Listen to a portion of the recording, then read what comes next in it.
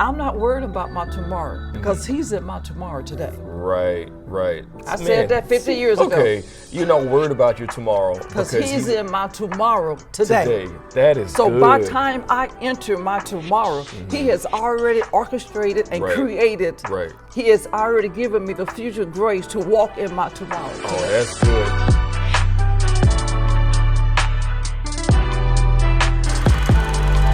What's up, everybody? This is RJ. I want to thank you so much for tuning in to our 9 o'clock Sunday morning service, okay? This time, we are changing it up once again. We're keeping you on your toes. We're just flipping things up a little bit, and we're going to have a sermon and dialogue. Now, this week, I have the pleasure and the honor and the grand golden opportunity to sit with my mom, Lady J, Pastor Gayla, and I'm really excited to do this because we always just kind of like talk and joke around and so I always try to stay in the background. Yeah, you always try to stay in the background, just kind of fade in the shadows, but I'm pulling you right back out because, out of my comfort zone. Yeah, because you're more than just a pretty face. You have plenty to say, right? And so basically, like we always do in our sermons and dialogue, we're going to talk about a subject matter that you prepared.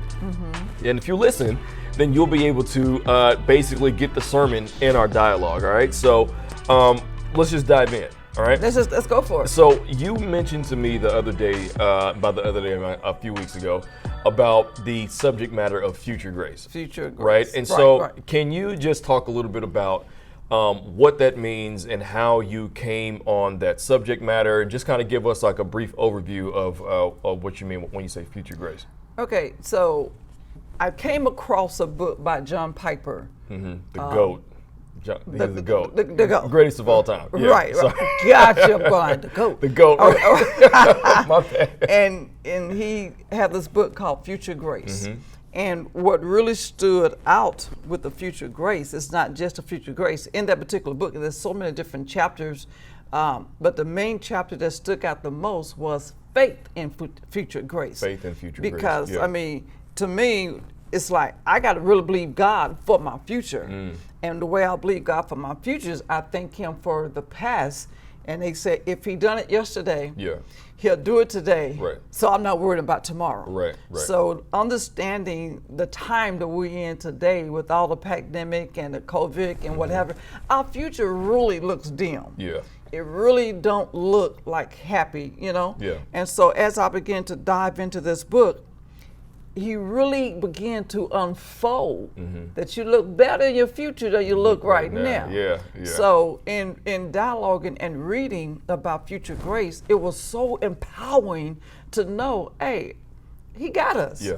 So that's what really drove me to do research and really dive into this book to understand Hakuna Matata, as Dad would say. What a wonderful phrase. Don't worry about tomorrow. Yeah. Just understand that God got us. Right. And I think that's the encouraging thing that we need to understand, that God got us. And we also look at, there are some that have died. Yeah. But He still got us. Yeah. You know, either we're gonna be blessed on this side or the next side. Right. You know, so either way it go, I look at it that my future looks better than my present. For sure. And right.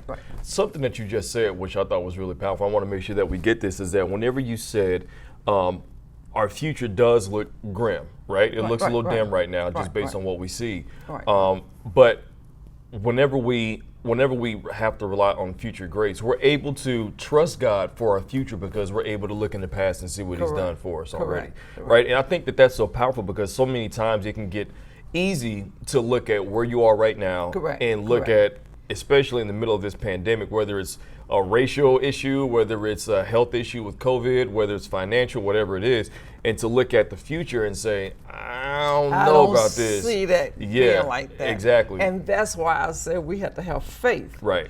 And, you know, we have to have, even as Christians, we have to have faith and believe in God. Without faith, it's impossible to please God. Preach. You know, so we have to have faith in our future. And I read something, a note that John Piper said, that because I'm justified, because I'm glorified, that secure me in my future and believe in God that my future looks better. Because you justified Right. and because you glorified. Say that one more time. Because- tell the camera because that was Because good. I'm justified and because I'm glorified, that secure my future in grace. That's good. Yeah.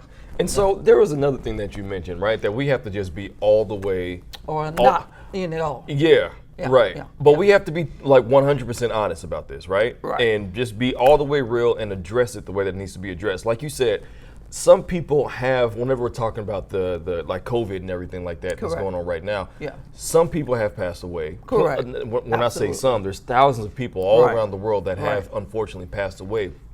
And in those numbers were Christians, right? Exactly. And so one thing that we have to remember that you mentioned is like, even though we may fall to whatever quote unquote fall to whatever circumstances that we're dealing with, Right, right. and we're praying for a healing, we're praying for a miracle, like as Christians having the faith to understand that even if we pass, Exactly. God healed us because we would be with Him. Exactly. Right. And so I think sometimes we have to remind ourselves of that. Like, And I like the part that when we understand, I think Apostle Paul was my favorite writer, yeah, you yeah. know, example of living for God through the storms and whatever.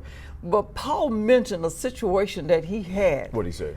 He said, God, can't you remove this thorn? out Yeah, of my-" on my side. But what did God say? Hey, Paul, I got you. Yeah. My grace is sufficient. Absolutely. You know, and he had to rest in that, that you may not remove it. Yeah. But just know that you got me. Yeah. That my grace is sufficient, Paul. Don't Yeah. worry about it. So there are times that it may not look in our favor. But again, that's where we have to trust God and understand He got us. Right. That's You know, good. and I looked at RJ when I wanted to indicate when we understand grace is a favor that God gives us. It's nothing that we actually deserve or we earn. Yeah. Because He loves us so. He gives us that grace. And in the future, I'm giving you benefit and grace. I read something. I got to share this point with you, Yeah, go ahead. if I may. If you may. You may. Because we look at now I need to find it. Grace, because we understand that grace is God's favor. And sometimes we think about grace and we try to pay God back for His grace. Oh, yeah. The gratitude that I want to give back to God for grace. We can't pay God back because grace is given to us. Right. So we don't want to think about the gratitude because it says if grace created a debt, Yeah. the only debt it would create for us to keep believing God for more grace. That's good. Wait, say that one more time. I may not be able to. No, try to say that again. So, Grace does not create a debt. yeah. If it did create a debt, Uh-huh. the only debt it would create is for us to want more grace. Oh, that's crazy. You know, That's and so when we good. look at God's grace, His favor, His love that He given to us, and it's nothing that we can do. You know, Right. we didn't do anything to earn it. Right, right. So it tells me that I'm not worried about tomorrow. Mm-hmm. I said years ago, before all of these quote statements came out, I should have got a patent, that I'm not worried about my tomorrow because He's in my tomorrow today. Right, right. I said that 50 years ago. Okay, you're not worried about your tomorrow Because He's in my tomorrow today. today. That is So good. by the time I enter my tomorrow, He has already orchestrated and Right. created. Right. He has already given me the future grace to walk in my tomorrow Oh, today. that's good. Listen, if that's good, drop some fire emojis. Give us some thumbs up because that's heavy. That's heavy. That was good. Thank you, sir. Yeah. So there was another thing that you mentioned whenever we were talking about like future grace and everything. So like, let's say for example that I'm praying to God for something, right? Like whatever it is, whether it's Right. financial, whether I'm looking for a promotion at my job, whether I'm looking at a healing, or I'm just praying to God for something. Doesn't matter what it is. But for like when I'm praying, it seems like my prayer is not answered. How is grace working for us at that moment whenever it seems like our prayers aren't answered? There's one note I like to say. Future grace is glorified by intense and joyful confidence. Whoa. So Wait, read that again. No, that was good. Read it Future slow. grace Future grace. is glorified by intense and joyful confidence. Intense and joyful confidence. Confidence, the feeling or believing that one can rely on someone to do something firm and trust in him. Yeah. That's what we got to have. Right. And so it's like when we have that confidence, when we have that firm trust in him, it's like that key word in that to me, and you let me know, the key words that stands out is when you said trust. Yeah, we got to trust him. And whenever you trust him, even when it seems like a prayer comes up unanswered, having that trust is key, right? Right. And sometimes in our prayer, how do we say it? Sometimes a prayer denied is really a prayer supplied. Right. Because he denied it over here because he sees over here that he's going to answer that. Because this prayer that you're praying for right now, it's not going to work for your favor when you get right here. Exactly. So that prayer that you prayed was denied. It was denied because he knows all things. So again, he's already in your today, tomorrow. Exactly. So that prayer request denied. And that's when we have to have faith and believe God. He's sovereign. He knows it all. Right. And he uses right. the best means to bring about the best results. Right. That's his wisdom. Right. So that prayer request that we've been praying and seems like it's denied, that's when we have to have faith and believe God that this prayer is going to be supplied because that prayer was denied. Right. And so, okay, because it's so easy to say that whenever you look at, like whenever you have, we always say we have 20/20 hindsight, right? Whenever we look at what God has done for us in the past. And like so many times we're saying, God, I thank you, because had he answered a prayer for us in the past, then our lives would have turned out much differently, sometimes worse. But we don't see that until we obviously come out on the other end. Right. And so like you said, like a prayer denied can also be a prayer supplied otherwise. Exactly. I know we were talking around the table last night with Dad and everybody, and right. I'm not gonna air no dirty laundry. Not this time. Maybe next time, but you gotta tune in and see if I do that. No, I'm not gonna do that. But we were talking about and remember Dad had the illustration like of the pistachio shells. Yeah. And he had like, because he was eating a bunch of pistachio shells and it was really messy and gross.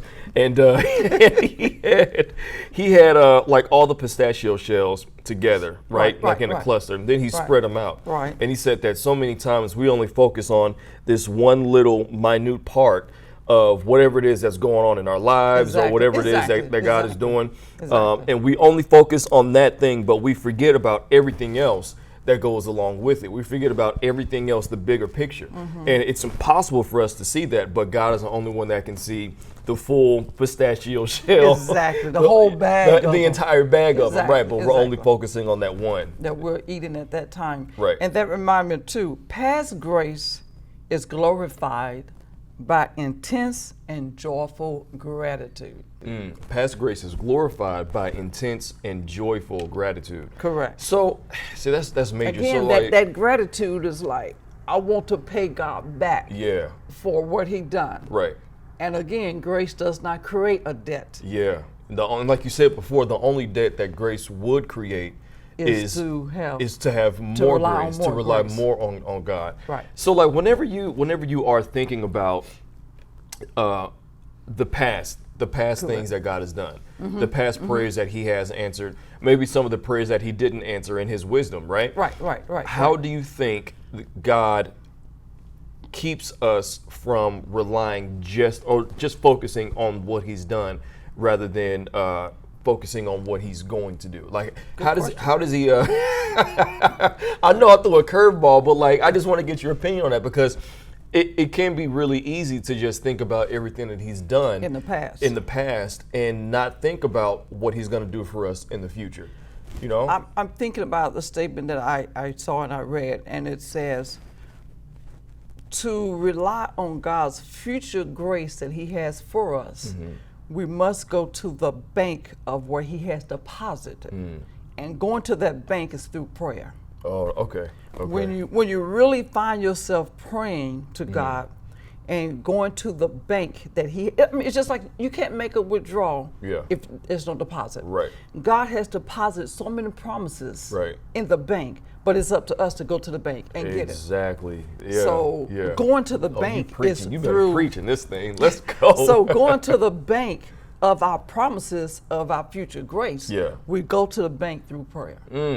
That's with good. No, as I say, no prayer, no power. Little prayer, little power. That's one of them old sayings. You know, but we don't put that on a scale of I pray just a little bit. God is not a slot machine. Right, exactly. You know, so it's like, okay, God, I'm gonna go to you to pray because I need this thing. It doesn't work that way.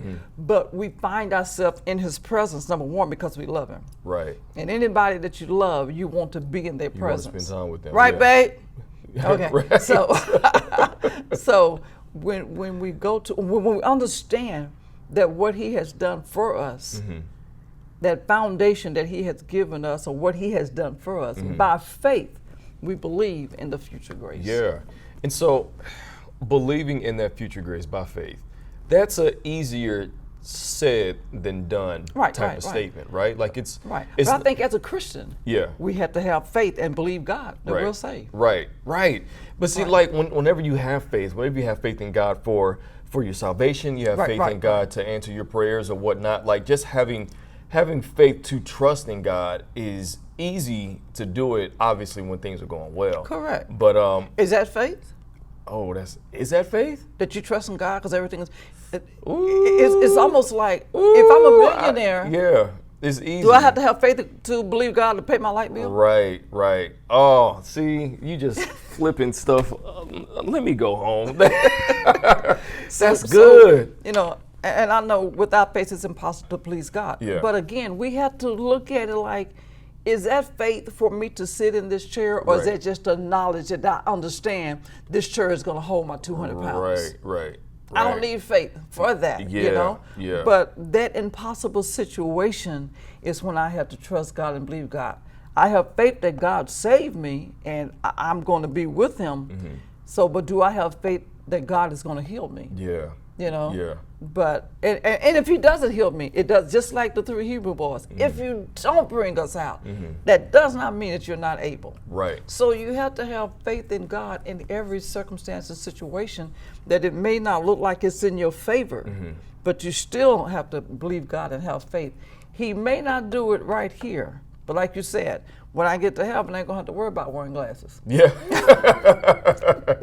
You know? Although they look good on you. You know, we can believe God to remove glaucoma and cataracts and this and the third. But one thing about it, if He don't do it on this side, He definitely gonna do it on the other side. Exactly, absolutely. So it's a win-win. It's a win-win. Yeah, for sure. So we just believe God. And I think it's our duty, not duty, as a Christian, I think that's what pleases God, and when we have faith and believe in Him, right? And when we go to Him. So let me ask you this: whenever we are focusing again on the idea of having future grace, right? Trusting God for us to have grace in the future, and like you mentioned before, grace is something that is a free gift from God. Like having grace. Is a gift from God that we don't deserve. So can you paint a picture of what it looks like on a random Tuesday? I always like saying that, right? Like because I don't like just talking about this stuff on a Sunday. I want to talk about this on like throughout the week. What does grace look like for us? Like just paint a picture of like make it applicable to our lives. So like if I'm praying for something, or if I'm walking through something, if I'm going through a situation, what does future grace look like? Can I read your statement? Absolutely. Future grace is the power of Christ perfected in our weaknesses. Okay. So to me, that's what it looked like. That future grace is the power of Christ that is going to perfect me in my weaknesses of unbelief or doubt. You know, can God? Yeah. I know He can, but will God? Yeah. But Christ perfect that in our weaknesses. Right. He give us that ability. But again, He only give it to those that seek Him. And that's what I was getting ready to point to, because like you said before, like about going to the bank with the withdrawal and everything, going to the bank is our prayer time with Him, right? Exactly. And seeking God and seeking the face of God, which is a church term that we hear all the time. But going before God in prayer, spending time with Him, reading the Bible, and being intentional about our prayer life and our prayer time. That's what would supply us to have that grace in the future that we need. Exactly. Yeah, that's major. And you know, it's almost like I just thought about it when you was talking about these quality things that we should do and need to do to accomplish the grace. Right. I love to cook. Yes. So, and she is a great one. Okay. So it's you almost hear me? like get out of here. It's almost like preparing, I like to say, the pound cake. Because that takes just a little bit more effort than just your box cake. Right, right. So to create a great pound cake, the first foundation of it, lay it out. You need those 6 or 9 eggs to sit out all night. You can't just pull them out the refrigerator and then put them in a cake. Right, right. It needs to marinate in that room temperature. Yeah. You know? Yeah. So you have to have the eggs to sit out all night. Okay. Then you have to have the butter to sit out all night. Okay. Then you have to, I still go old school. I still sift that flour. Yeah. They say they have flour already pre-sifted, but I'm old school. Right. You know, so all of these different efforts and tools putting together is what's going to make a great pound cake. Right. If I leave one out, I don't have a complete pound cake. Right. That's the same thing in this Christian walk. Yeah. I can't just pray Monday and think everything for the whole month is going to be okay. Ooh, I can't just pray Tuesday Man. and think He's going to pay my bills. So you hit me in the chest right now. You know, so Yeah. this is a thing that you have to pull. Like Uh-oh, on the you're earring. dropping stuff. The earrings. So good thing is on this side, nobody see it. So it's that preparation of completing. So it depends on if I want to upside down. And here's another thing. I have all the ingredients in the cake that I need. Right. Okay? Right. You with me? I'm with you. I have all the ingredients in the cake. Now I'm ready to put that cake in the oven. Now here's another old school. Temperature determines also how good the cake come out. The temperature. Yeah, your house, your room, the temperature. You put that oven, you put the oven on 350, or you put it on 375. In the wintertime, you put it on 375. In summertime, you put it on 350. Okay. Because all of that goes in how you want that cake to come out. Oh, you And then the dropping last gems right thing now. of it, you don't pull that door open and slam it while your cake is cooking. Because what happened? It falls. Right. So the same thing in our Christian walk. You don't have step with God. Yeah. You know, you Yeah. either, what grandma say, who ain't gonna say that one? What she Mama said, used to say, I don't want to know what I ain't gonna it say is. that one. But Mama used to say, if you don't mean business, take a sign down. Right. So the same right. thing in this Christian walk. We understand that we walk by faith. Right. We are Christians by faith. Yeah. So we have to believe God in every aspect, every situation, and understand that His grace is sufficient for us in Absolutely. everything we go through. Absolutely. His grace is sufficient. And that you painted such a vivid picture with this cake analogy. I think that's so strong, because I know for me, just full transparency here, y'all can talk about me later if you want to. Like I do sometimes get in the habit of like starting my week off strong, like praying early Monday or Tuesday, and relying, sometimes subconsciously relying on that to carry me throughout the week. Exactly. But I'm not depositing enough for myself, and not even just for myself, but for my family, for people around me. Exactly. I'm not depositing enough, spending enough time with God, so that whenever I need to make a withdrawal and really lean on Him, really lean on that grace, unfortunately, I'm not doing enough. You don't want to get an overdraft statement. Overdraft statement. Them overdraft fees are hell. And you know what? On that same note, there are some banks. Walk with me. I'm There are walking with some banks. If you got $10 in their account, you go pull 50 out. See now you hustling now. You know. So, but here's the catch. You're gonna pull 50 out, but it's gonna cost you an extra $35. Right. So you're gonna be paying $85 when you should have just left that 10 in there. That's good. So that's the same theme with this walk. You know, God said, Come okay, on, I hear you. I hear you. I'm gonna go ahead and do this for you, but you're gonna pay that extra $35, you know, overdraft fee. Yeah. I'm gonna draw you that you know, okay, God, you're right. I should have spent more time. Exactly, because He's not a slot machine. Right. Oh, see, I hope that y'all are getting this. I really hope hope that this is helpful because this is so good. Thank you. Ma, you going in today. Look at you. Go ahead and put your earring back on. You deserve it. The bottom part. Did you drop it? Yeah, I think the bottom part is gone. Oh, I got it. I found it right here. Okay. He wants it all the way dressed. Okay. This is raw today, man. Like, this is so funny. But so as we sort of pull this to an end, I wanted to ask you, for those that are going through like really difficult, intense times, right? Mm-hmm. Because this is a tough time. This is a whirlwind we're living in right now, right? Unfortunately, another black man was just shot, Jacob Blake, you know, and we're praying for his healing. Right. In times like these, where you have so much going on, how do you encourage people to rely on the grace of God for the future? How do you encourage people in the midst of what we're going through on a random Tuesday? Right. How do you encourage people to say, Hakuna Matata. Hakuna Matata, have grace, have faith in God's grace for the future? How do you encourage people right now?